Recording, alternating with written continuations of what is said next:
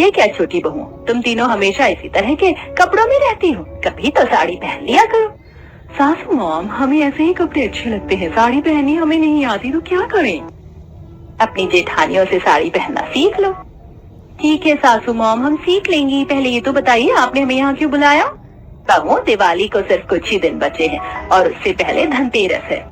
सासू मॉम, हम तीनों बहनों को अच्छी तरह पता है कि दिवाली से पहले धनतेरस है और धनतेरस पर माँ लक्ष्मी जी की पूजा होती है और ढेर सारी शॉपिंग भी की जाती है, महंगी ज्वेलरी, इलेक्ट्रॉनिक्स, व्हीकल और भी बहुत कुछ खरीदा जाता है। तभी निशा कांता की बात बीच में काटते हुए बोलती है, बहू, धनतेरस का मतलब सिर्फ शॉपिंग करना या महंगे सामान खरीदना नहीं होता, बल्कि अपनी संस्कृति और अपनी परंपराओं से जुड़ना भी होता है। सासू मॉम, हमें अपने कल्चर और ट्रेडिशन के बारे में सब कुछ पता है, आप लेक्चर मत दीजिए प्लीज।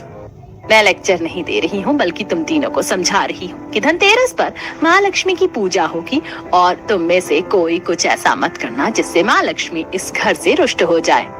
हम तीनों को ही क्यों, अपनी दोनों गांव वाली बहुओं को भी तो समझाइए। मेरी नजर पूरे घर पर रहती है, मुझे अच्छी तरह से पता है कि किसे क्या समझाने की जरूरत है। तुम तीनों में से कोई ऐसा कुछ मत करना जिससे हमारे पड़ोसियों को हम पर हंसने या हमारा मजाक उड़ाने का मौका मिले।